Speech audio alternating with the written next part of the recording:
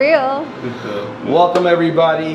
It is Paige Benjamin of Get My Cheese Back on My Cracker Foundation, and we are here for another Cooking for Calm. And today, as y'all can see, we have another amazing chef. And this chef said, you know what, we can't do a cooking demonstration without you being in my home. And so we are here at Thee Manor Private Members Club in Chef Patricia's kitchen. We're actually in the tea room. In the tea room here on in the manor. third floor. Exactly. So, chef, tell us who you are and where you're from. There's the first one. We're gonna keep count how many squeals. There you go. I'm a nervous wreck right now. So I'm Chef Patricia. I am from the Philippines. I was born in the Philippines, but I grew up in LA. So my palate is from all over the place because LA is such a melting pot of cultures. So, and I love to eat, and I like people. So I like learning about cultures and finding the connecting links between the different cultures. Awesome. Because we're all connected, like surprisingly. And before we got on live, she was telling her mom the similarities between Haitian culture and Filipino culture. It's just we just changed the names of the dish. But it's the exact same thing. Like you have lalo, we have laing. Mm-hmm. It's the exact same thing. I think the only difference is we put ginger in ours. Right. Yeah. Nice. And then also your pickles. Yeah. Ours is achara. Okay. But again, like the only difference is the ginger. Yeah. And so with that being said, Chef, and listen, if you guys have been following, we've been showcasing Chef all week. And one of the cool things about what we do here is try to make sure the people in our community feel loved, feel seen, and feel acknowledged. And so Chef, we thank you so much for doing this. Every year we find a chef that understands what it means to be a person of color, what it means to cook, and your cooking space is your safe space. Although it may be crazy at times, but it is your safe space. So can you tell us, what are you going to be walking us through today, meal-wise? So the first main thing that we're making is giniling, which is actually originally a Spanish dish, which is called arroz a la cubana. Everybody got that? Great pronunciation. Yeah, my Spanish is on point. I can read it, I can speak it, I don't understand anything. Okay. So it is, it's definitely a comfort food. It is tomato based. It's kind of like a stew. It's traditionally made with or without ground meat in it. So since we have some dietary restrictions today, we have pescatarian, and I guess somebody's vegan also. I don't know if that I don't think the vegan is here yet. Okay, but we'll have the two different styles of it, so everybody gets to try it and enjoy. And then the second one will be the bread and butter of Filipino food is the rice. That is our gold, the white gold. We try to utilize, last night's leftover rice. We eat rice for breakfast, lunch, and dinner. So just to kind of like make it different from last night's rice, we fry it with toasted garlic. So it's like fried garlic rice. And I gained 15 pounds last time that I went to visit the Philippines because of this rice, sinangag. 15 pounds, I don't know where it went. Just picture it. And then also, traditionally you would eat the giniling with fried egg, but a lot of Filipinos try to sushi it up a little bit by eating it with our eggplant omelet, which is called tortang talong. That's a tongue twister. Say that 5 times. Tortang talong. You have to roast the skin off the eggplant, because at the end of the day you can't really digest eggplant skin. Same with pepper skins, it comes out the same way it came in. So you roast that off, peel it, and then you flatten it out, and then you'll see. And then lastly, we'll make the banana Q, which is traditionally made with Sabah bananas, but since we're trying to be more mass friendly, we're gonna do it with bananas today, which is my cousin's favorite. She eats bananas with rice for breakfast every day. Awesome. I don't know how she's not like 300 pounds. So that's what we're making today. Awesome. Yay. Well, we appreciate you doing this for us, as I said earlier, and it's always about the person first, right? So tell us who you are, Chef Patricia. Like, what made you decide to go and say, you know what, I want to be a chef, I want to cook? Oh my God, good question. It was never... First of all, my mom wanted me to be a lawyer. Hi, Mom. Sorry. Because she said, I like to argue, I'm quick-witted, blah, blah, blah. But of course, Asian parents want you to be either a doctor or a lawyer. But I actually wanted to be an architect when I was little. But I hate math. I'm good at it because I'm Asian, but I hate it. I hate it, but I understand it. No problem with it. I just hate it. And I guess if you go to school for architecture, it's like 6 different calculus. I didn't even know there was more than one. And I have to be in school for 6 years. So that kind of shifted you. Yeah, and then living in LA, with all the movies, my second option was I wanted to be a movie costume designer because I love costumes. I love dressing up. Like, I see you. I noticed right away. Yeah, so I started going to school for fashion design and merchandising, but came sewing class, I found out I'm extremely allergic to lint. So as soon as I cut the fabric, my whole face would swell up. My eyes are like just shut, crying, nose, sneezing. Like it's just terrible. Allergy medication didn't work. Like mask didn't work. Extremely allergic to lint. So I had to drop out because I didn't want to be a designer that I can't sew my own creation. Because like from here to the actual work, it's hard to translate all that to another person's hands. So there goes that dream. So my 20s, I was kind of all over the place, like most people that are lost. I was bartending, but on my days off, every day off I had, I would bake something. I love baking, always been a baker. But I don't like eating sweets. Can't get high off your own supply. So I always gave it away to neighbors or coworkers. And one day I made a banana cream pie and I made the meringue by hand. I was sitting in front of the TV whisking for like half an hour. I brought it to work so my stepdad could pick it up on his way home. He never showed up. He forgot. So I gave it to the executive chef because I didn't want to bring it back home. The next day he came back and he was like, "This is the best pie I've ever had." And as a joke, I was like, "Well, you should start letting me make desserts here." And he was like, "Okay, start Friday morning." And then that Friday I showed up with all my tools. I stole my mom's tools. I brought all my tools, all my recipes. And every weekend I would make 3 desserts, 12 each. And every weekend it was sold out. And one day I was in the kitchen prepping and I had one of those eureka moments. I told you about this, Paige. I was like, this is what I want to do for the rest of my life. And that's when I realized I wanted to be a chef. Awesome. And within at least the last 2 or 3 years, the most, vivid experience of a chef was the TV show The Bear, right? I can't hear The Bear? Oh, yes. Yes, right? So people see the outcome of what you guys put together, but they don't see all the craziness that you experience. I want to kind of take a couple of steps back. Okay. As a Filipino child in the United States, just traversing the world, like what was it like for you growing up?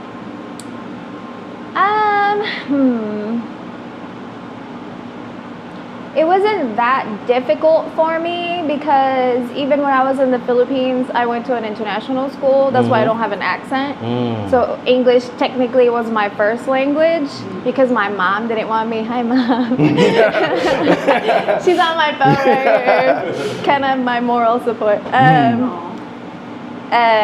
She didn't want me to have an accent. So to kind of help me. I can hear you.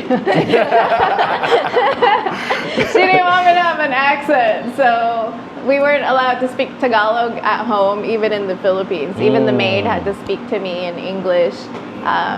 Yeah. So coming here, language wasn't an issue, and then food-wise, like my mom loved to cook. So she didn't just cook Filipino food. My mom is Chinese, Spanish, and Filipino, so she cooked Chinese, Filipino, and Spanish food. And because she loves to cook, she's always trying to learn different, recipes. And we grew up watching Martha Stewart, so we know food, not just Asian food, not just ethnic food. So it wasn't that difficult for me. I was very well-rounded and I was able to adjust easily. Like I think that's just me as a person, as a kid. So it wasn't that difficult.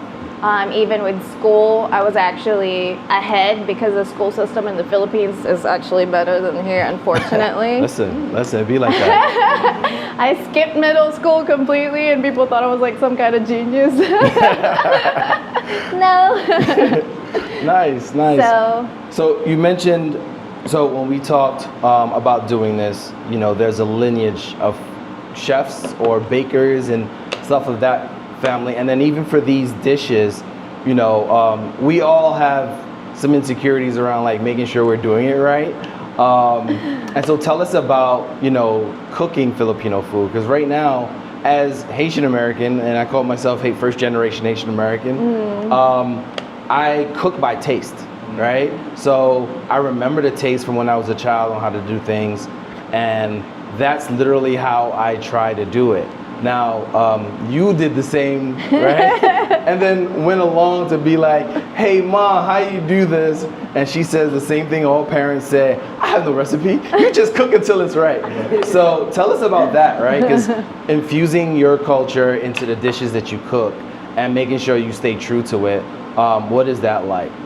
So as far as the menu here at Thee Manor, I didn't go full traditional just because it doesn't make sense with, the whole experience that we're trying to provide. And then also a lot of people would be hesitant to try, especially not knowing me as a chef or being in the space for the first time.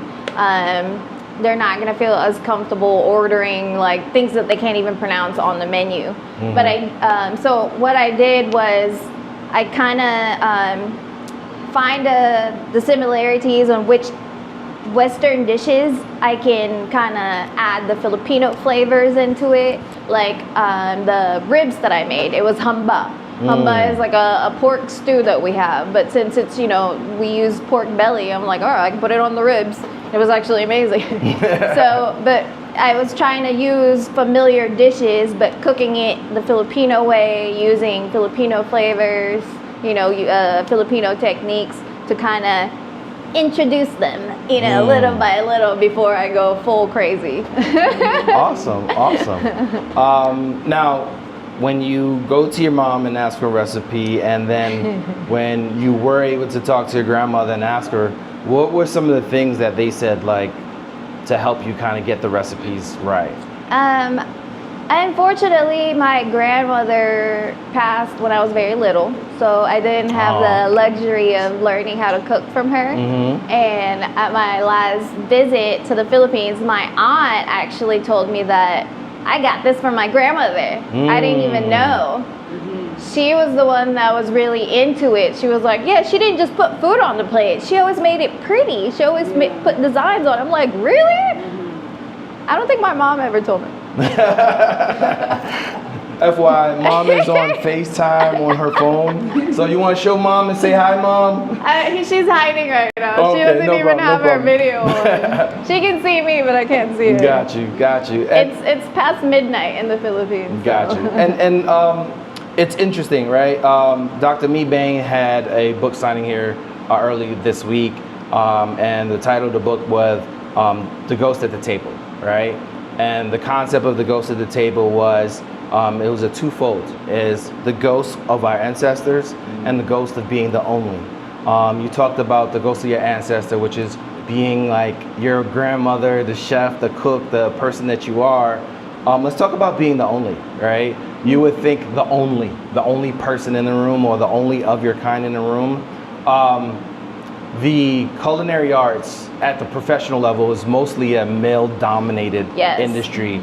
And you know what? People are here, so we can answer the questions as you cook, and I'm gonna just get closer to you, all right? Because I don't want to hold things out. All right. So being the only sometimes is daunting, and sometimes it can be intimidating, right? Yes. How has it been being not just the only Filipino chef in the world in this space, but a woman chef in the space? It was a roller coaster. Some places were great, some places weren't so great.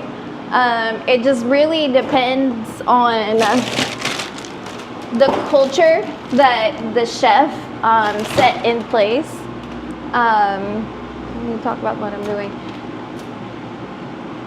It's just a matter of how you work, how you're focused, and how you don't let anybody around you affect what you're doing. Because guys, especially younger guys, they like to horse around while they're working. And I try to stay away from that. Like, I try to engage when I can, when I want to. But a lot of them are very respectful of that. Okay. A lot of them aren't. So you just, if you don't feel you're the right fit in one place, leave. That part. I've left jobs before that were amazing pay, amazing benefits, full medical, visual, dental care. I left. Because I felt like it's a dead end, and like if something you can't control and you don't see yourself being the right fit, don't stay. Awesome. Because that's gonna hinder you from growing. It's gonna affect how you work, and it's gonna affect everything. I appreciate that. Now, what are you getting ready to start right now? So, I know one thing that we talked about when we were doing this, you wanted it to be easily accessible for people that don't have access to markets and fresh food. So, my grandmother's gonna roll over her grave. We're using frozen vegetables. But, not everybody has access to fresh vegetables all the time, or you don't have the time to go to the store all the time. So it's always nice to have vegetables, even if they are frozen. So luckily, I found a mix that has all the vegetables that we need. The potatoes, peppers, and onions for the giniling. Nice. Since it is frozen, traditionally normally people would let it thaw out overnight in the fridge or let it sit, but I feel like that's when they get mushy. So what I like to do is I like to put them in a pan, a sheet pan, and then pop it in the broiler.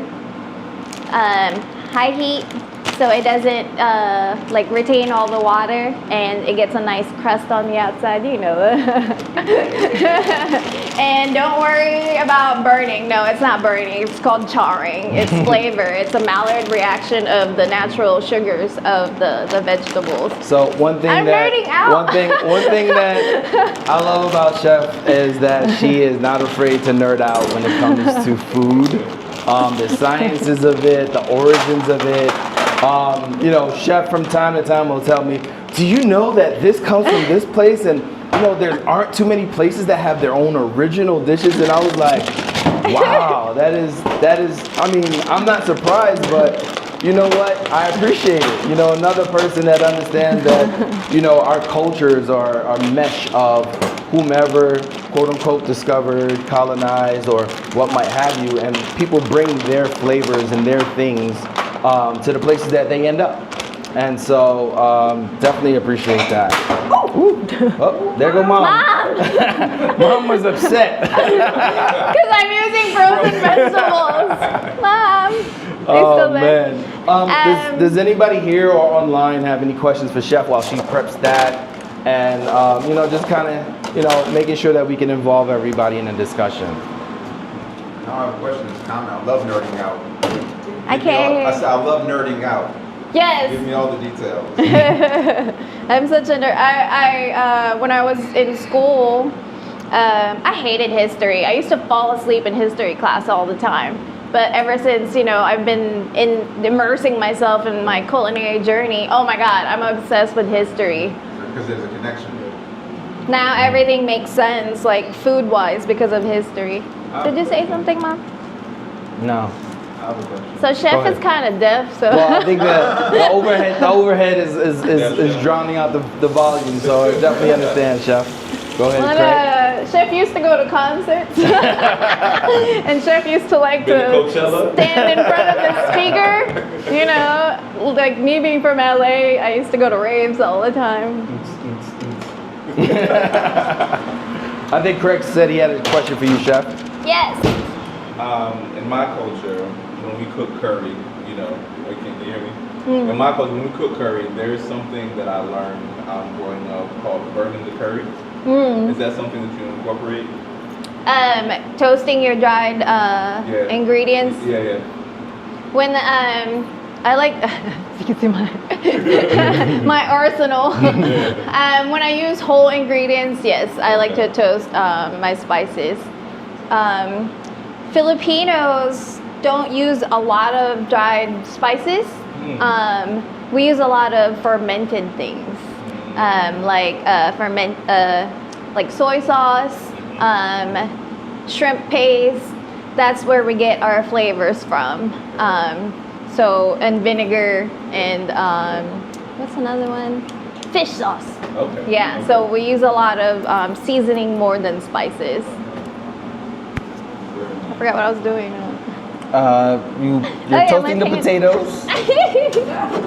It's all good. It's all good. Oh, and then when you're using frozen vegetables, does anybody have a phone holder? I actually do. Here. Oh, You perfect. talking about them frozen vegetables? It's my ancestors. I'm telling you. Like, how dare you cook Filipino food with frozen stuff? So since they are frozen, they tend to hold more liquid than usual. So for the tomatoes, I'm gonna try to drain some of the liquid out, just so we can control the amount of liquid that goes in we can always add it back in little by little as needed. But just so you don't get, mushy stuff. These are crushed tomatoes. You can use crushed, diced. Traditionally, they use tomato sauce, but I like them crushed. Now, so you mentioned earlier, most of your stuff are fermented. How frequent is it that you guys use like fresh vegetables or grow your own vegetables and then ferment them? Or is it usually having to go into a shop to get it? So unfortunately, the Philippines is a third world country, and a lot of the islands are very mountainous. So not everybody has the ability or the knowledge to grow their own food. A lot of people do, a lot of people don't, and they do the barter system. So it's like, hey, I have eggplants, I have tomatoes, all right, let's switch. That happens outside the city, obviously. But people that are in the city, they just have corner stores that they have all canned goods. That's why when we were talking about the Food deserts. yeah. So they have a lot of canned foods like corned beef, sardines, and they eat that with the sinangag. And everything with fried egg. We love fried egg with everything. Oh wow. And then also we don't have a lot of like strict laws like that's preventing anybody to sell homemade food. Anybody can just like pop up a store and like whatever they're good at making, like the pickles. Somebody will just have literally piles of jars outside their window and people will come buy them. Or somebody will just literally pop up a table with a bench outside and put a awning, and that means you can come have lunch here and pay like however much. So What you say? Pickles? Pickles, Like like pickles. pickles. So they we call it achara. achara, but she was using a term familiar to me. So Okay. I appreciate that, chef. So you can understand it better. So I did catch some similarities. I started looking before she even mentioned it because I was reading this banana sauce here. On the back it says bana. Right. Nope. You know how the Haitians call it. Bana, yeah. Yeah. So I was like, I thought it was Haitian at first. I was like, oh, I thought it was Filipino. Yeah, When yeah. she made that distinction, I was like, it clicked. I can't Yeah. hear you guys because of the hood. Oh. Well, he was just sharing that. We're not really frying it. Yeah, he was just sharing how he noticed the differences, the similarities in the way terms are on the packaging, close to Creole, Haitian Creole, and that plantains, whether it's the sweet plantains or the green plantains, we share that in the West Indies, and many places around the world, as a matter of fact. So it's not surprising. And then once again, the palate, once you leave certain regions of the world, becomes very similar. We're using some of the same base seasonings, right? Yeah. And then vinegar just kicks things up a notch, right? So to pickle anything, typically makes things. Your culture and my culture, we have adobo, and it's similar to jerk chicken. The only difference is the browning stuff. Browning, okay. Yeah. Okay. Yeah. And I think we put soy sauce in ours. That's the only difference. Yeah. Fascinating. Yeah, I had the pleasure of learning before Haitian Flag Day, learning how to cook Haitian food, and I made the dish I showed you. Yeah. Dili blanc and sauce blanc.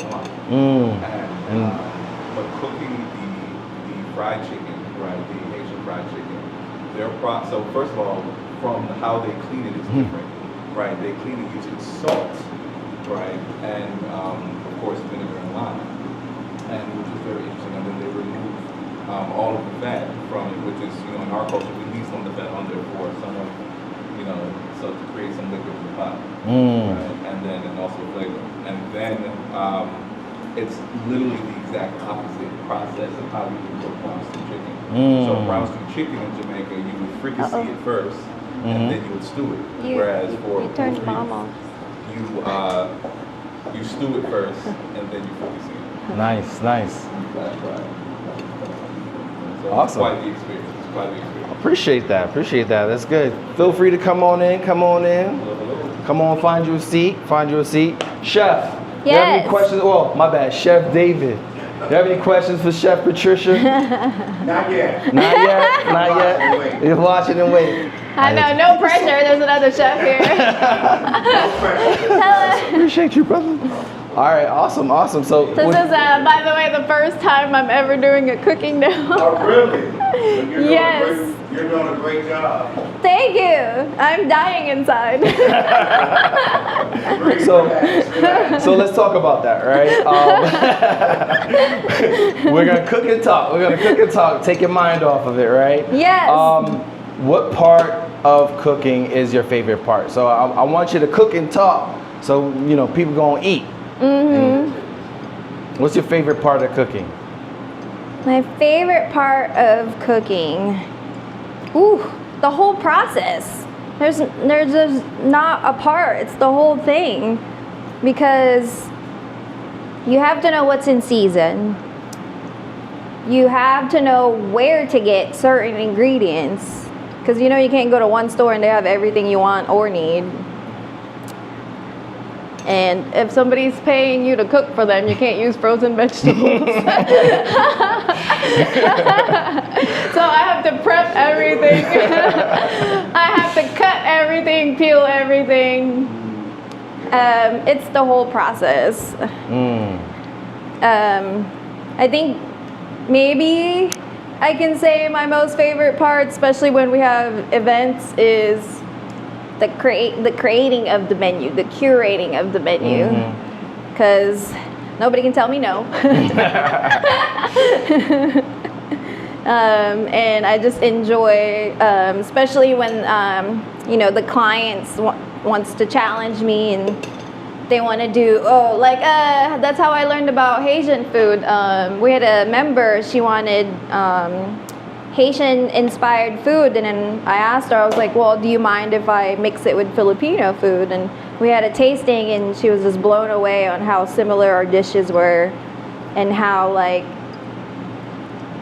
she's eating Filipino food but she's eating Haitian food. Like it's reminding her of home. Nice. So I think that's my favorite part of the process. Now, we have the gallery curator in this space today. The art we see in this space today is from her watchful eye of seeing amazing talents.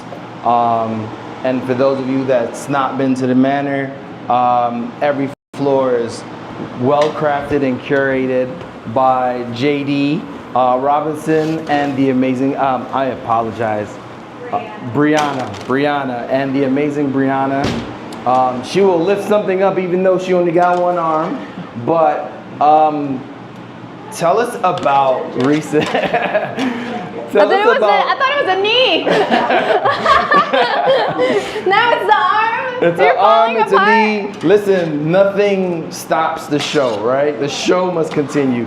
Let's talk about recently, right? There was an amazing art show, and you and Chef came together to put together art pieces and food.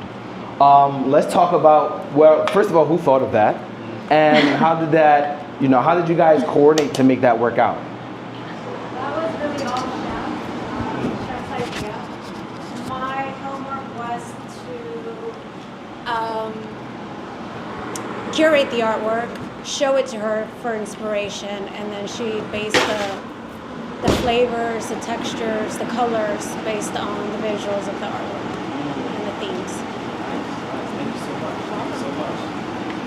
So now, Chef, back to you. Yes. How do you go from painting a sculpture, a piece, to saying, you know what, I'm gonna layer these different things together to be not only just like a color palette, but like a flavor palette that's like gonna be like, this tastes like, or this could represent this piece. How did you get to that point? I find inspiration from everything. I find beauty in everything, even in chaos. I guess that's just how my brain works. Sometimes even, piles of rubbles on the side of the street, if there's like a good color combination, like I appreciate that. Like that saying, the beauty is in the eye of the beholder.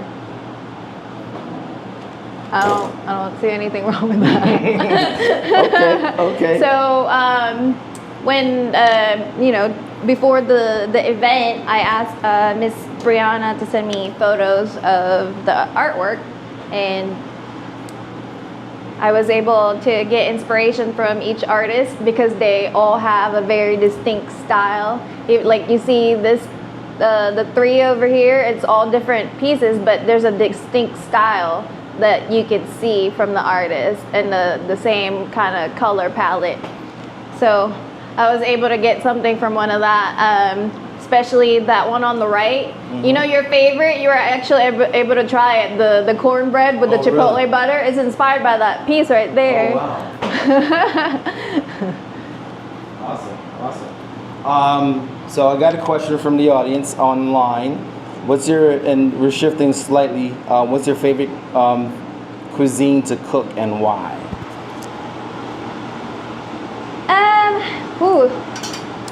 I don't really have a favorite cuisine to cook, just because ingredients are universal. Everybody has eggplants. It might be a different variety. Everybody has tomatoes. It might be a different breed, but all the ingredients are universal. They're all international. Like, that's why we have similar dishes from different parts of the world. My favorite thing to do is really finding that connecting link. I was able to, I had a lady, she had a party here, and I asked her what was her favorite memorable trip. And she said her honeymoon in Switzerland. But she said she remembered the food wasn't so memorable. That's what I'm gonna say. The food wasn't so memorable. So what I did is I surprisingly found the connecting link from 5 different Swiss dish to Filipino dish. And I actually made, see the nice toasty corners? I made this one dish that was inspired by a dish that my mom used to make when I was little, every time we had a birthday party. And it had, it was like macaroni with cheese and pancetta. And the first bite, after I put everything in a bowl, because you have to taste it, so if you need to add more. The first bite, I started crying right away. It just brought me back 30 years. I was here by myself mixing a bowl, and then I took a bite to try it, and I started crying. And I'm crying just remembering it. It just, yeah. But the birthday girl was very surprised and happy, and surprisingly, half of her guests were half Filipino, so they were excited. It's like, I've never had Filipino food like this before. It's like, yeah, because it's half Swiss. So I don't have a favorite cuisine because I like food, I like culture, so I try to learn it all, try to do it all, and try to mix it all. So it's kind of, it's hard to just pick a cuisine. And somebody asked me the other day, what's your favorite thing to make? I'm like, leftovers. Leftover ingredients in the fridge makes the best meals. I know chef would know that. And no matter how hard you try, you cannot recreate it. Because it's just whatever amount you have, you throw it in. Whatever amount you have, you throw it in. So when you try to recreate it, you're trying to remember how much of the peppers did I put in there? How much of the onions did I put in? You don't know because it's what you had. And I've tried it. I can't. I can't do it. So I have another person online who said Yes. They incorporate their New Orleans / Cajun culture into their dishes. Then moved to Los Angeles. And have you found yourself, now that you're in Atlanta, incorporating Southern cooking into your dishes? Yes, definitely. I learned about grits. I learned about grits when I first moved to Georgia, and I was hooked ever since. Like I mentioned earlier, I made the humba ribs. So we have this dish in the Philippines, it's called lugaw tokwat baboy. So the lugaw is a rice porridge. So I made my grits kind of similar to it, but I make my grits different. I use whey because I make ricotta from scratch, so I have leftover whey, and I don't like throwing things away. I'm Filipino. My ancestors will come haunt me. We utilize everything. So I use the whey to make my grits. So there's no milk, there's no cheese, there's no broth, no water. It's just the whey. Just the way. It's my way. I love grits. Awesome. Now, go ahead. Just a quick question. For the frozen vegetables, you put them on the pan, but you use parchment paper? I prefer parchment paper over foil because foil tends to stick. Okay, so it's just a sticking factor. But like, Yes. like non-stick foil, would that be okay as well, or? I can't say I've ever used non-stick foil. Okay. So Okay. if it works, it works. Awesome. Now, what's the worst part of cooking for you? I'm sorry? What's the worst part of cooking for you? Worst part of cooking? Dietary restrictions! Where you at? Chef knows he's coming. Dietary restrictions. Every chef hates it secretly, Right. but we accommodate because it's a challenge for us, and we enjoy the challenge. So today we have 2 dietary restrictions. One is so-so dietary. But how do you adjust, right? As you mentioned, right? As chefs, your goal is to pivot to ensure everyone is able to enjoy the cuisine. What's the biggest adjustments you typically have to make outside of the protein in most cases and dairy? Hold on a second. I need to get all this in here. Go ahead.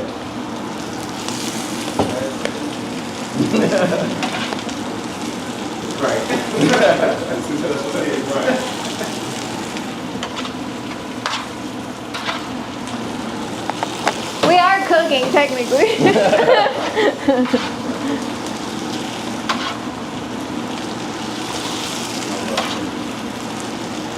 Alright.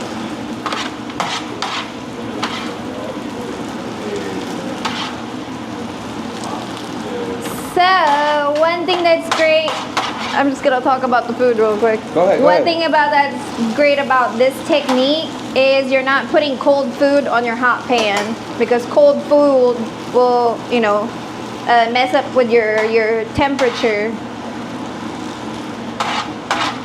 So you toasted them. Now you're about to saute them a bit. I'm sorry? You've toasted them, so now you're about to saute them some. Yeah, so I'm about to add the tomato paste and crushed tomatoes, so it can start stewing.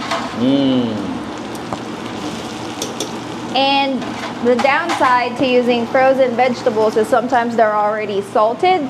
So we're not gonna salt it right now. We're gonna cook it with the tomatoes, and then as it's already cooked in it, we're gonna taste it to see if we need to add more salt. I mean, if you need somebody to help you taste that, we got a couple of people willing to help taste test, right? So, feel free, I know you've to been utilize doing. us. Because look, I'll be honest, chefs don't like nobody in their kitchen when she's cooking. We probably understand. Because, people like me be like, hey, let me try it, please. Let me try it, please. And so, Chef. Yes. Chef David, my apologies. For Chef David, so, what is the most important part of cooking for you? Seeing people eat. That's I can't hear you, Chef. He says seeing people eat. Seeing people eat the food. Oh. Yeah. That's my ultimate goal when I cook it. See the expression on people's faces. Okay. And listen, You're gonna see a Filipino mom. The water in the can. So what I really want to do is give Chef David his kudos. This past April, we hosted a wellness retreat organized by my amazing wife, Jacqueline Benjamin. And Chef David came in and killed it. When I say Chef David killed it, you had people who were like, I didn't know there was this many types of potato salad and chicken salad and salmon salad. And what was the other one? It was chicken tuna salad. Oh my gosh. And then on top of that, the last day he was like, I'm feeling like grits. And made a whole amazing breakfast. In spaces like that, what inspires you to decide what you want to cook? Because we pulled you in on the 11th hour and you was like, nah, I'm gonna pull up and I'm gonna show up. So what made you want to show up for us that way? I mean, I think for one, you guys are doing such a great thing. Hosting a wellness retreat for people to restore from within. That's amazing in itself. A lot of times we get so caught up in life and just to take a pause, a chill out moment, you know what I'm saying?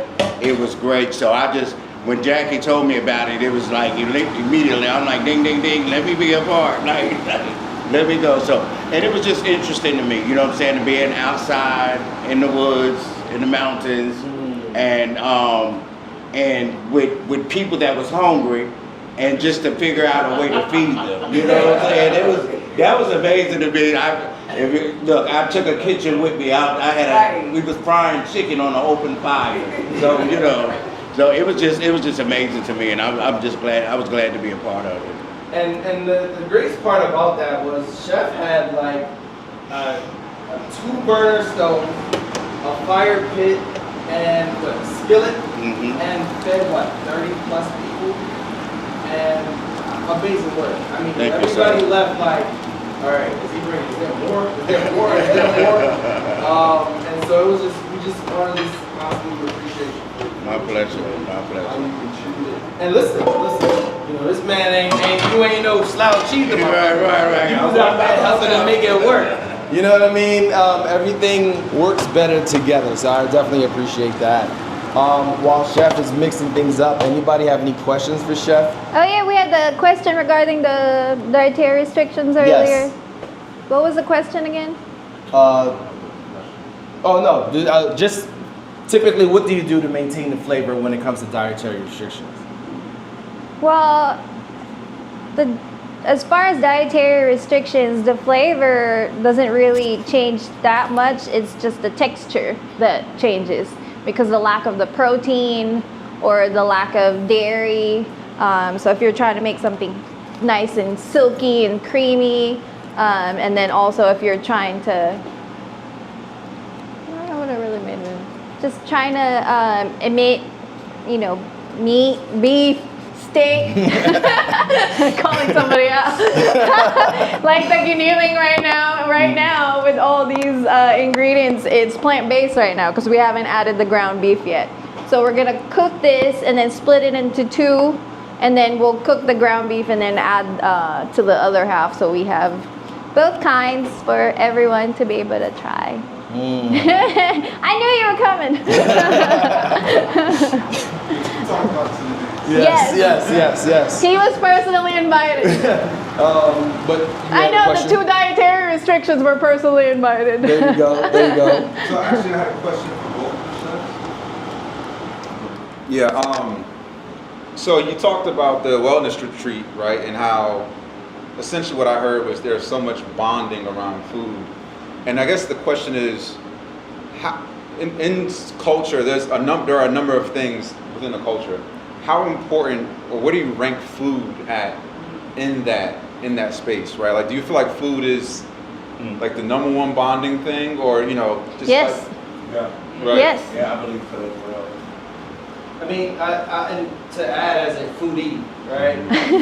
food is the one time you'll see people of different race, creeds, or beliefs in the same space, right? You'll go to a fine dining restaurant, and you don't know if there's a Karen, you don't know if there's a Trump supporter, you don't know if there's a problem, you don't know who there are, but when they enter that space, that sanctuary, it's almost a sanctuary, right? When they enter that space, it's that DMZ. I'm coming in, I'm enjoying my meal, I'm doing my business. They become themselves once they leave. All right, it's rare that you'll find a person go into these spaces and be completely disrespectful. Because guess what? You get kicked out and you won't be able to enjoy the amazing thing. Right. I have something to add to Go that. ahead, Chef. Why do you think people always hold their business meetings at restaurants? Because food kind of is a common ground. It neutralizes the tension, and you can also tell a lot about a person, how they eat, how they function in a restaurant setting, how they treat, people that are working, how they react to minor inconveniences. So that helps you decide if you want to do business with this person or not. And restaurants, foods, it's such a common, neutral space for both parties.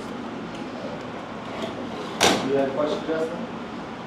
Not a question, more like a observation, a comment. One thing that stands out to me is how coming together around food culturally is different based on the environment or the region. So when I look at like Ethiopians, Nigerians, a lot of areas from the diaspora, you'll see them more it almost seems a little bit more intimate in terms of coming together. Like you'll see people eating out of the same bowl or literally sharing the same food, where here it's separated. You got your own plate, you stay on your side. And so like I look at my stepmother and my father, and they'll eat fufu and they'll have their own like pounded yam, but they eat out of the same bowl. They're not thinking about germs, they're eating with their hands. It's just a lot more intimate. And so I just kind of see that stark difference culturally. And then with like Ethiopians, they'll have like a space like this, they'll have their own bread, but they're all sharing from the same pot or the same dish. And I just reflect on how interesting it is that they don't have that barrier that we have here in the States. So, Chef, what Justin was saying was that, he finds it that the way we dine together differs around the world, right? From family style dining to straight out of the pot or straight out of the bowl to sharing. But when we get here, things seems to be kind of like isolated, or every person for themselves, and it's no longer convenient. Do you find that to be something that's also similar in the Philippines? Oh yeah. Remember what the reason why I wanted to do the banana leaves on the, that's how we serve food in the Philippines, especially at family gatherings. It's on the day banana leaves on the table. Everything's on the banana leaves, touching, like the rice is here, the fish is here, because there's no dietary restrictions in the Philippines. But since today we have to accommodate, I have to separate them all. But I got some banana leaves on there. But yes, and we have actually, we call it kamayan. They literally line up on next to both sides of the table and eat with their hands. Eating on the same table, just reaching over each other and eating with their bare hands. It's such a taboo here, but I swear eating with your hands tastes better. Because you're feeling it as you're eating it. Yeah. The juices are dripping on your hand, and you're. Is it? Whatever it is. I get back to like intimacy. I know like having this like intimate like and we all seem to like be attracted to being intimate. So even when we have chef cooking and everything, how is that for a chef like to put that extra love in food? Because just say like just an everyday example, when I go like to Publix to get a soil sandwich, like that tension between that person who's making my sandwich and me just don't mix, it seems like that sandwich is not tasty. So to have somebody who's proud to make that sandwich for me, it just seems like it tastes so much better. So to have a chef happy when they're cooking, and sometimes even in love, it seems like they just make that food taste. I think that's why the food tastes so good at the retreat, because Chef was like, oh, wow. So a little bit about the retreat, right? We were at the Postcard Cabins in Chattahoochee, Georgia, and each of the cabins face the woods, right?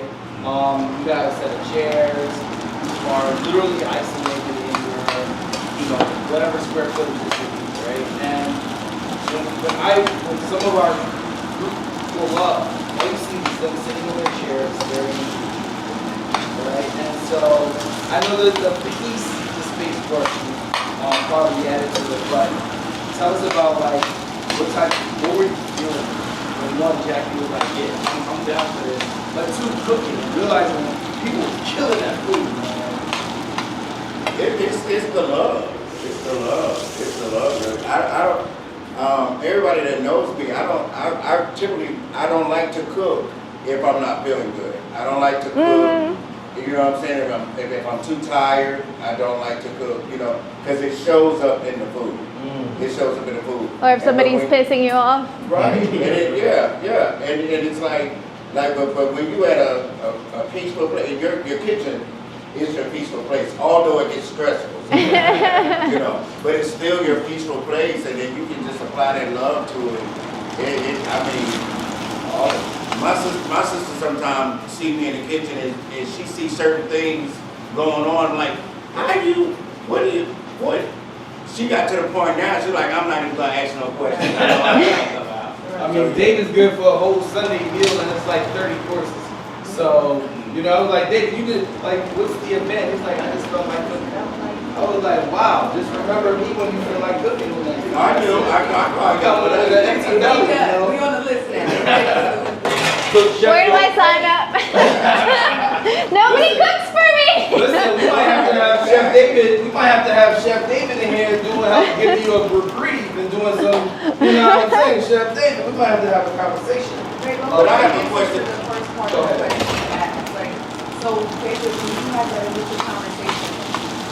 Initially, you like were thinking, and I didn't even get a chance to ask you what was going through your mind. So when I was like, this is what this, and like seriously, a break from life was very significant for really focused on what they're doing, and then this is a break. This is a true break for them. And then you were like calculating. I got to see calculating as I was explaining. What do you remember? What was something? I was thinking, I need that. I was thinking that. I was really, as you were saying it, I'm like, I need that break. You know, it's been a lot going on. So I was like, you know, that's the first thing that's going through my head. Like, I need that break. And then when you were saying, well, you know, asking, well, you know, what you think we can do, what kind of meal, Need a- like, what Time for the meal? eggplant. Let me come and cook it, you know. So yeah. But just everything about it is, you know, I needed that break. You know what I'm saying? And I can have that break and still be cooking. You know what I'm saying? Yeah. And I appreciate you asking that, because that was one of my biggest concerns. Well, not concerns, but like thoughts. It's like, he's here for a break, but he's also working. And you know, two things can exist at the same time. You can give while still working on yourself, right? You talk about not pouring from an empty cup, but when the thing that you're doing is what fills you, Right. it sometimes is almost effortless to continue to pour into others. And in your way of pouring is the cooking and sharing your culinary experience. So we appreciate that. Yeah, it's like therapy to me. Like even, you know, you gotta know, even with my guy with cancer and, you know, going, you know, through chemo a couple, you know, cancer a couple of times and going through chemo. My therapy was, you know, I was supposed to go home and rest after, you know, treatment and stuff. But my therapy was cooking. It was like going to my sister's house and getting in the kitchen with the kids, and that was like therapy to me. So it helped me, you know. I appreciate you sharing that. Appreciate you sharing that. Now, Chef, what you got on the table? I see the rice cooking right now. Yes. So All right, you got the rice going, and you're about to cut up some eggplant. I'm about to. Well, we're gonna do a little bit of magic. So, like I said earlier, for the tortang talong, we have to burn off the skin. So we are gonna put it on the broiler, and just keep rotating it until all sides are burnt equally. So you're gonna want your eggplant to look like a zombie. That's a. So I'm gonna reiterate the question that was asked earlier, right? You know, how important is it how you're feeling impacts the flavor and how the food comes out? Because, you know, as mentioned earlier, if somebody looks like they had a bad day, the food might not taste as good. So how do you, one, say that relates? I try not to engage in stressful things before I know I have to cook, especially for a really special dinner. Like if it's something that I don't usually cook, and that's, you know, like a special menu for that evening, because I have to be in a certain headspace. I try not to do anything outside of being in the kitchen prior to it, because I just have to be like in the zone, focused. Yeah, that's why working in the kitchen before with guys, with all the horseplay going on, it was very hard to focus. And again, that's what differentiates a chef from a cook, a line cook. Because to them, it's just a job. It's not for me. So I guess that's how people get separated from to categories where they belong. But yes, unfortunately, we have life that happens. I just try to not think about it. I leave it outside the door. When I walk in the kitchen, I'm in the kitchen. I'll deal with it after. I'll deal with it later. Chef, I have a question for you. Yes. So, I know how the kitchen can get stressful at times. Yes. So you can be on a job or catering, whatever you're doing, everything running smooth. All of a sudden, something go wrong. How do you handle the pressure? And I mean, time is of an essence right at that moment. I literally take a step back, look at everything, take a deep breath, and get a plan in my head. Right. But I literally physically have to take a step back and just assess my surroundings and just calm your head. Because that's when you... Because if you don't take away from it and you're still in it, it's not gonna, take a moment and just be like, okay, this is what I gotta do, I'm getting done. That happened. Your birthday. No, just kidding. I call it kitchen and bar. I literally had to do that. I had to step back like, all right, I got this. I mean, Chef, I apologize again. I told Chef it was going to be 12 to 15 people. Yeah, and it was like 28. But I mean, I think that's a valid lesson for all of us, right? I think often when we're in the thing and we get reared to a whole course, we tend to assess well what it means. And sometimes it is as simple as taking that pause, stepping away, and coming back to it. You know, the chef case, she don't have that much further to step away, because if she walks away too far, something gets burnt, something gets missed. But I guess I'm gonna ask the question to you all, like, what is your step away look like? Because a lot of us do it differently. Sometimes I just gotta walk away from my computer and come back. And you know, one of the things that I tell JD all the time, and Craig can attest to this, I asked him if he breathed today, if he took a breath. Yes. And it's something as simple as that you take a breath today. Can alleviate a lot of things, especially, you know, once again, you're curating an experience for people. You are cooking for people. You're helping people organize their organizations. You're trying to make sure the paintings or curated art match the aesthetic in which you are wanting it to look and wanting to make sure the people around it appreciate it. What are your ways of kind of stepping away and then just kind of resetting from the back? Music for me. It's music. I have to have that music kind of just consume me and take me to another place, even when I'm frustrated. Especially like my favorite artists. I think it's all over my nature. Nice.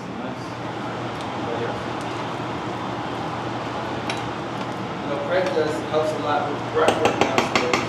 So, Craig. No, that was definitely important. Even that was the type of work I do is really fast paced. Schedule a day, I do everything. But when I decide to cook, I have to pay attention to what I'm doing. I have to be present, right? there's preparation, there's timing, there's focus. Much like I said, is right now you're in it, and so at that point, and I'm also hungry, so Right. so it really takes me away from just the stuff that I gotta focus on, and just puts my mind at ease for a little bit, and then I get a meal at the end of it. So There you go. Anybody else? Well, I was going to say definitely breathing. Definitely pausing, breathing, and becoming present with what I'm hearing in my head. Because I think a lot of times those narratives, those stories, they pop up and they're fueling the pressure, the stress, the anxiety. And so it's clearing the noise out. And I think that's kind of what she was saying. Like, she steps back, she pauses, clears the noise so she can come up with a clear plan, right? Because in that moment where things are happening, it's busy. Numbers, right? Everything else is busy, right? It's like, how do I pause and separate myself from the busyness? And breathing for me is the first part. Very intentional breaths. Like deep in your soul, kind of. Yeah. Like, and when I breathe, I focus on the breath. I actually say to myself, I'm breathing in. When I exhale, I say I'm breathing out, so that all of my attention is on the breath.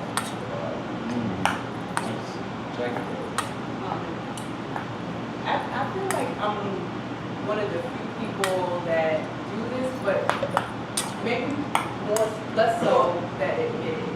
When I get stressed out or when things are chaotic, I lean into my need for belonging and my need for connection. So Paige and I have this thing, if I get too stressed out, I ask for 20 seconds. And that's a 20-second hug. And that is just like a full immersion hug. And we are breathing at the time, so it is incorporated, but it's that getting that energy and that support and leaning into that. I also step away from whatever the chaos environment is and go consult one of the people that I consider the board of directors. I talk to somebody else about that, particularly someone who is in that same arena. Because getting advice or in a space where you really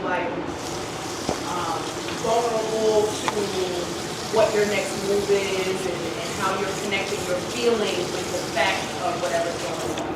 A lot of times it's helping to separate that. People that are in that arena can help you more with that.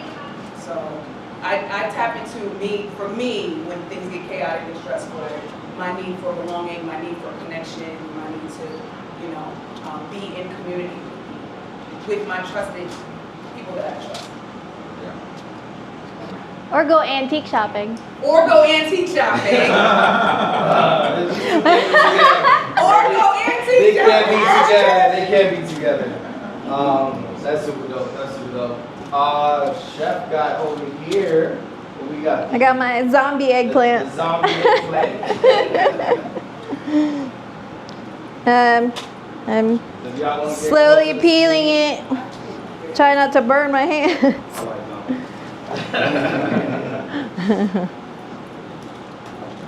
Yeah. See, it's stuck to the fork, like I said. Yeah, but it's not covering the whole thing. So if I use parchment, the corners will burn. But like the vegetables earlier, it was covering the whole parchment, so it's fine. It won't catch fire. But for a little, yeah. What temperature? On broil. Oh, Yeah. So now the rice that you were cooking earlier. Let's talk about. Oh, yes. Now it's warming up, as you know. It's staying warm. Movie magic and all. It gotta stay warm. No, we did actually made that from scratch. Yes. Tell us about the rice. So the rice, again, if you want to gain weight, I can make it for you all day, every day. It is quite addicting. It's our way of utilizing, leftover rice, because all day long there's a pot of rice cooking in the Philippines. If you serve anything without rice, they're gonna look at you crazy, like, what is this? What are we doing? Can you not afford rice? And so, how do you make the dish, if you don't mind? So traditionally, you would cook it on a wok. You would toast the garlic in the oil first, and then salt it, and then add the rice. But for people like me that are doing multiple things at the same time, I always tend to burn my over toast my garlic. So what I do that I learned is actually a thing is I reverse sear the garlic. Cold pan, cold oil, cold garlic. Turn the pan on. So while the pan is heating, the garlic is slowly cooking, and it's actually infusing the oil that it's cooking in. Did you call it reverse sear? Yes. You do that with steak also. That's actually a really great way of cooking steak, and it's perfect every time. I get chef approved. I'm getting a lot of nods here. So, what's the use case for reverse searing garlic? Like what are you trying to accomplish when you do that? This is my attention span. Cause I you good? I just didn't want to hurt while talking to y'all. Oh my goodness. But Learn to create a technique to how to do it. yeah. My attention span, like I when I boil water at home, I have to put the timer on. Otherwise, it will blow up, and because I'll just forget that I'm boiling water. So you gotta come up with these creative ways to make everything. From Chef Patricia to Chef David, that's a question I'm gonna ask you, because we've seen you cook multiple dishes at once. How do you keep track of timing across all of our dishes? 'Cause you'll go from a peach cobbler to candied yams to smoked chicken breast to smoked salmon, and I'm like, there's like 17 platters on the table. Like, when do you have time to do it all? Well, you time it by the time it takes to cook each thing. So you just one at a time? No. Oh, okay. It's levels. Like, so, if it takes the longest to cook, that's the first thing you start cooking. And so then everything else is added to it as you cook it. And then by the time everything, I guess you gotta be a chef. But by the time it gets to the end, everything's done and not at the same time. I don't know if you noticed, I keep rotating my pans around. Because I need to use this, because I'm right-handed, so I have to use this corner, but I use my right ones to keep my pan hot or to keep the other things hot. Don't be afraid to use all your burners by rotating. That's right. So I seasoned my meat before I start cooking it. I was talking to you about that before, like you gotta season your meat before you cook it. Even if, because I've seen so many people just put the ground meat on the pan and then seasoning it. Like, what? No, season it before you put it in And I there. guess that's another thing, right? So, and I'm glad both Chef David and Chef Patricia in this space. And this is I'm not sure if it's like a West Indian versus the world. Cleaning your meat, right? And then cleaning the meat, right? Like certain things you do, like ground beef. Even Haitians will still clean ground beef. They'll throw Really? they'll throw some limes, vinegar, and stuff like that. They'll judge you if you don't do something. Right. So, what is the rule of thumb when it comes to cleaning your meat? Like cleaning your proteins. Let me say it that way, because somebody's probably gonna say pause online. But what's the rule of That thumb? flew right over my head too, until you pointed it out. What's the rule of thumb when it comes to cleaning your proteins? In culinary school, we were taught not to wash our meat. Exactly. You dry it with a towel, paper towel. Because washing it in this culinary school, it heightens the risk of it being contaminated, adding extra moisture. So We had a huge debate. Yes, because my grandmama said, wash it. That was like, but then I realized too, after, you know, I managed different chicken restaurants. And after having the debate about that in culinary school, then I thought back when I used to manage these restaurants. Nobody cleans chicken when they cook it in these restaurants, so. You gotta wash your vegetables, definitely. Definitely, yeah. Definitely, and your greens, herbs. Washing the cleaning vegetables. I'm sorry? How do you recommend cleaning vegetables? And what do you recommend? I put it in a bowl and I literally wash it. Like I would. Just water? Yes, Okay. I would rinse it, wash it, and then drain the water, fill it up again. I would do it like at least 3 times. And then put it on the colander, let it drip dry, and then sometimes even rinse it up again on the colander. Especially the greens. Like if you're not cooking it, you gotta wash it several times. But if you're cooking it, like once or twice is enough. But if you're eating it raw, you gotta wash it more than once. I'm not really fan of like soaking it with vinegar or baking soda, but some people do that. I'm like, I don't. Yeah. Depends on, you know, how bad the green slow or something. They might need an extra push. Now, follow-up question. To clean your proteins, like where is the best place to get proteins, right? So, and it can differ from your poultry to your beef to your, I guess, livestock. Right? I know in New York, we used to go to this chicken store where they have live chickens. Oh. They would kill them, pluck them, and then we get home. At the go back store? home. Yeah, we go back home with like bags in New York. In New York? Word. In East New York. We're on Flatbush. Yep. And so yeah. Yeah, so but from there, when you go to places where that's not available, you know, some of us is the supermarket, but others is their favorite butcher, or what's the other term for a butcher, meat shop, right? So like, where do you typically go for your protein?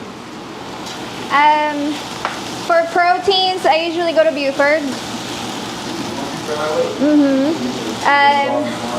My produce, I go to DeKalb. I like their produce better at DeKalb, and I like their protein better at Buford.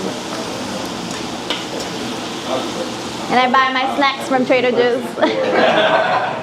Your snacks at Trader Joe's?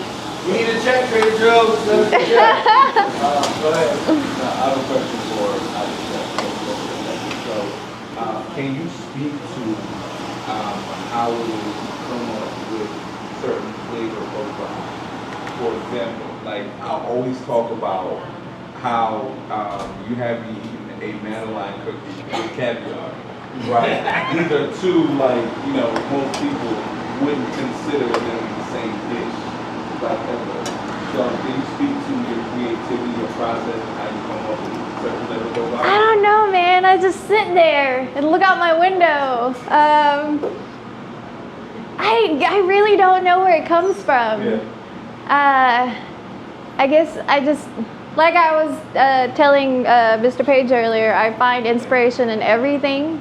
And I love food. I eat everything. I'm not a picky eater at all. If I go to a restaurant, I always go for the one that I can't make or I don't see in other place. And yeah, I guess also because, you know, growing up in LA, being surrounded by all these different cultures and going to their parties, you know, eating their food, I always ask questions like what it is, so I guess it all just gets stored in there. But for that, I don't know. It was a Madeleine that I dipped in white chocolate yogurt, and then I topped it with poppy seeds and salmon roe. And it was good. It was incredible. Like by far one of the best things I've just ever tasted. I mean, Chef has a way of, like, I think our first experience here was the food and drink tasting. And the food and drink pairing Was it 2 years ago? Before the downstairs was. Our opening. Yes. Oh, that's right. And it was it was just alongside cooking to flavor profile art. She flavor profiled drinks, and it was like, oh, this is good. This is good. All right. But David, same question to you. Like, what's your inspiration for different flavors?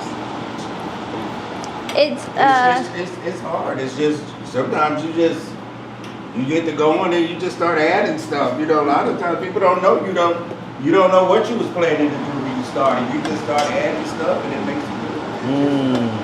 And I like to taste seasonings and herbs and all by itself to get the flavor of it and then add it together. A lot of people don't taste just raw seasoning and stuff. But I'll mix some stuff together, taste it, see what it tastes like.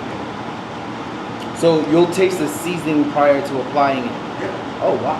Yeah, because that was my follow-up question. How do you guys train your palate with all the possible seasonings, right? Because when I cook, and I think we talked about this, right? I know what I know, but like I don't know what I don't know per se. And like so, as a chef, I'm sure you know, like, oh, when you're creating, this dish would be really great with name and seasoning, right? Or I want to have a little bit of that. How do you train your palate and your mind to know what seasons to summon for whatever you're creating? You want to answer that? it all comes down to me loving to eat. Right. You always come back to loving the food. Trying different things. Like I went to Turkey and I tried all the street food. Like I went to the car. I didn't go to a restaurant. I was like walking around the whole town, Istanbul, and I'm like, I want to try that. I want to try that. And I'm just asking, what's in this? And then because they might not say everything, I go online and research it. Right. See, not just one recipe, but several recipes, and compare the ingredients. And whichever is the one that not everybody has, but it's like, oh, that's what that is. And then you remember that flavor profile, and then you remember what it was with. Like, oh, this was with liver and tomatoes and cheese. So you remember all that. So that's what you know. Oh, okay, this seasoning is good with this, and then that's when you kind of like. Do you actually taste season when you were learning and training? Were you actually tasting actual seasoning? That's the first thing that you have to learn in culinary school is all the spices and being able to identify each spice, because some of them look similar, like cumin seeds and fenugreek seeds. They look similar, and caraway seeds. You need to know the very tiny differences, and by smelling it. Yeah. Yeah. Like I look at ground cumin and like ground coriander. I'm like, I think coriander has a slightly sweeter smell to it based on my limited.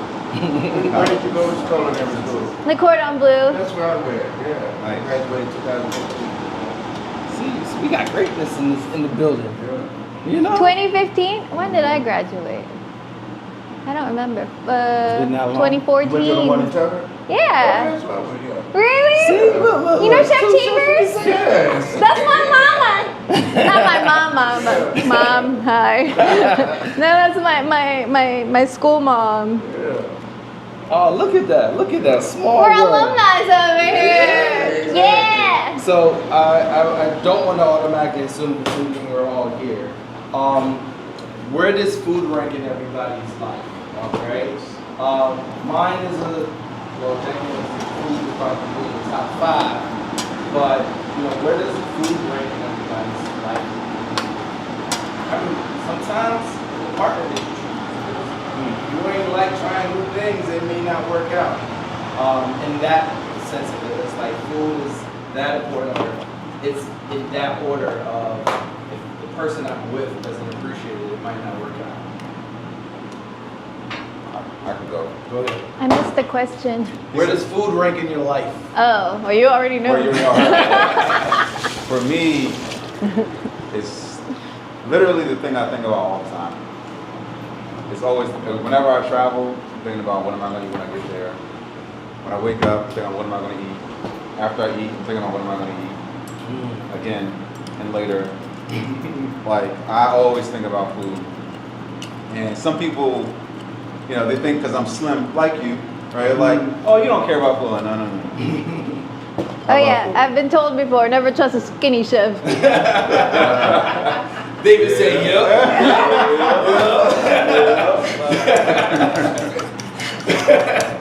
Yeah, so for me, I would say it's pretty high. Like, what I get from it, how it feels, you know, I just love. I mean, me and Craig talk about it. It's really good. Now, to the second part, is it so high that, you know, you might judge a person because they don't rank it as much? Because, you know, when you rank it so high, it's one of the things that you want to do, right? Like, Jackie knows I love to travel, right? That's number one on my list. If she didn't like to travel, probably wouldn't have worked out. But she was like, oh, I travel, you travel, let's go. Do we hold food in that space? Because think about it, right? We're all here because we want to venture off into something. We've never had what she's sharing with us today, but we're all here willing to try it out for the first time. But we also have run against people who weren't willing to even try, you know, runny eggs versus fried hard or the way they eat it all the time. Like, does that influence your interactions with people? I will say I refrain from judging, but the dynamic changes, right? Like, if I can't, or if you're somebody who's closed off to certain foods or just, you know, not exploring in that way, it's like, okay, I see where that goes, right? And so, for me, there's definitely got to be an interest, like, because it's bonding, right? It's like we talk about community culture, and there's a bonding element. And if you're someone who's like picks that food or is not really interested in money, there's a connection there that's not being fostered. I think it's very high up there because I associated with time a lot. Right, you know, time. You know, doing with it and then thinking with time. I think about how I feel after having an incredible meal versus how I feel after having a meal that was like, man, you know, I almost feel like I need to go eat something else and go for that, right? And so, you know, I think it's very important to me. I also, you know, I heard somewhere that it said that like most individuals eat the same 10 meals their whole life. Like it's a variation of the same 10 meals. So if your meal is chicken and rice, you're gonna have chicken and rice 1,000 different ways, right? And so when I saw that, you know, I felt some kind of way. Because you like chicken and rice. I mean, you know, and I realized that, you know, I've just been eating around the Caribbean, just like, you know, Jamaica, Cuba, you know, now most recent I used to eat rice, and, you know, of course, you know, all across the way to the continent. So I do my best to kind of break out and, you know, try to, you know, and it's so many things spiritual, physical, like, you know, certain time, energy that goes into preparing. It's so much. So it's very important. Can I say something to defend people in their mouth? It's differentiate. I am not a foodie. I'm turning you into I him. know. That's what I was going to say. For me, it's very important to be around different cultures and different people that get me excited about food because I don't think about it. I forget to eat sometimes. It's not something like that. But I enjoy it depending on the company. And the people that are inspired by the food, that it makes me excited. So that's why And me personally, I like to talk about it. Like, so the way she nerds out about it, I love it because, so her and I, we could have a wonderful dinner, right? Because she'll go there. I might have dinner with somebody that's like, man, something about the way they just did this and I could do whatever. And they were like, so what? And I'm like, you don't get it. I know, quiet for the rest of the evening. Anybody else? Any other questions, Chef? Okay. Chef, Yes. as we close, what do you have to say to inspire the future chefs of tomorrow? I can't hear you. What do you have to say to inspire the future chefs of tomorrow?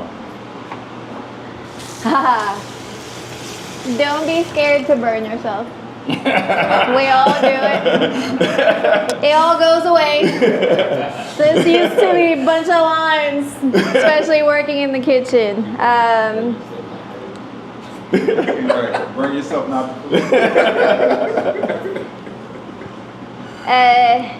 Stop trying to work fast, trying to learn how to work fast, because speed will come along. I think trying to be efficient is what you need to perfect, and then speed will come with that. Yeah, because some people, and then there's a mess everywhere. My sous chef, hello, my old sous chef. Yes, because with experience, knowledge, the speed will come after you have all that. Okay. Yeah, and just have fun. Awesome. And where Food is can- supposed to be fun. Cooking is supposed to be fun, even with restrictions. Can we make a toast to Chef? Yes. For those I of don't you drink. with a I got drink, my Have a water. glass, just if you have a glass or a fake glass, yeah, something, just Chef. like Chef, like we toast to you, I have cheers to one you. last question. Yeah. Go Because ahead. I never really see chefs really eat their own food. So how often can't do hear chefs you. really eat their own food? He doesn't see chefs. A lot of chefs eat their own food. So how often do you eat your own cookies? Oh, that's a great question. I try not to eat my food when I'm cooking for somebody else because I will overanalyze it. I will never be satisfied with it. You can be having the best meal of your life, and in my head, damn it, you should have did this.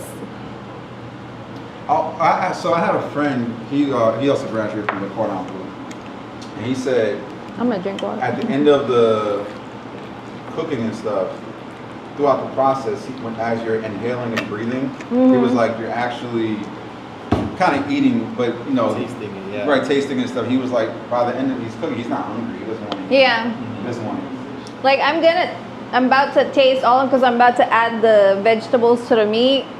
So now I have to taste it so I know what I need to adjust as far as seasoning and all that stuff.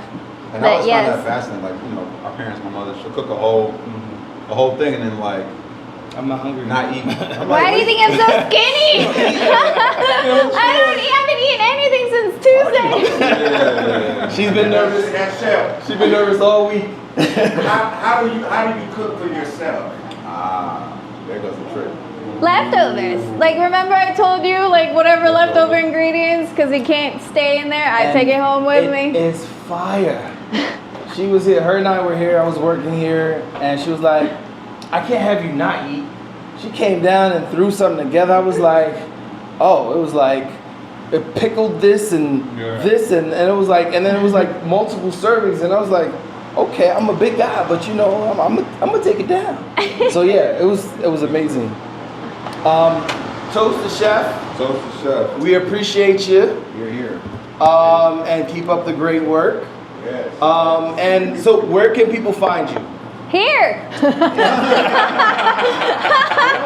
a valid statement. This is where you found me. Online.